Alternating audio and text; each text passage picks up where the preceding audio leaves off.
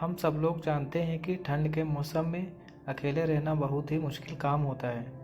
आज की कहानी आप लोगों को बहुत ही अच्छी लगेगी। बात उन दिनों की है जब ठंड बहुत ज़्यादा पड़ रहा था।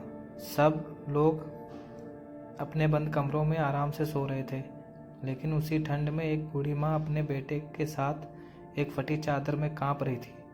उसके पास एक ही चादर था और वो उसका बेटा ही उसे यूज़ करता था।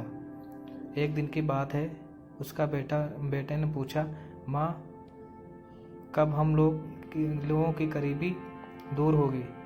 क्या हम लोग ऐसे ही रहेंगे? अपने बेटे की इस बात को सुनकर वह बूढ़ी माँ ने बोला, नहीं बेटा, एक दिन जब तुम बड़े हो जाओगे तो ढेर सारा पैसा कमाना और हम सब लोगों की गरीबी दूर हो जाएगी।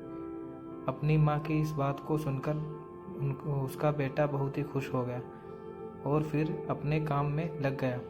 बूढ़ी माँ अपने बेटे को पालने के लिए एक सेठ के यहाँ नौकरी करती थी। समय बीतता गया और एक दिन उस बूढ़ी माँ ने अपने सेठ से एक चादर मांगा। सेठ बहुत ही अच्छा था, उसने तुरंत एक चादर मंगा कर दे दिया। चादर पाकर बूढ़ी माँ बहुत ही खुश थी और बोली, एक दिन मैं इस चादर की कीमत चुकाऊंगी।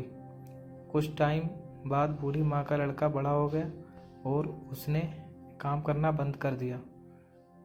कुछ समय बाद उसी सेठ के यहाँ इसके बेटे की नौकरी लग गई, लेकिन बूढ़ी माँ को पता नहीं था। लड़का बहुत अच्छा काम करता था। उसके काम को देखकर सेठ जी ने उसको एक चादर देने की बात कही। सेठ जी की यह बात सुनकर लड़का बोला, सेठ जी, मैं यह चादर अपनी माँ के हाथों से ही लेना चाहता हूँ। सेठ जी ने कहा, ठीक है। अगले दिन लड़का और सेठ जी उसके घर पर जा पहुँचे।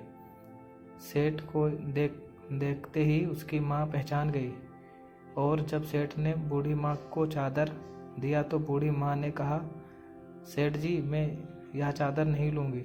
सेठ जी ने पूछा, क्यों? बूढ़ी माँ ने बोला, अभी तो एक चादर उधार हूँ मैं आपका। बूढ़ी माँ की यह बात सुनकर सेठ जी को याद आ गया सब कुछ और उन्होंने बोला, वह कर्ज तो आपने बहुत पहले ही उतार दिया था, अपने इस होनहार बेटे को मेरे पास रखकर। सेठ जी की बात सुनकर बूढ़ी माँ बहुत ही खुश हुई और बोली, आप जैसा मालिक सबको दे भगवान। इस कहानी से हम लोगों को यही सीख मिलती है कि हम लोगों को कभी भी दूसरों के एहसानों को भूलना नहीं चाहिए।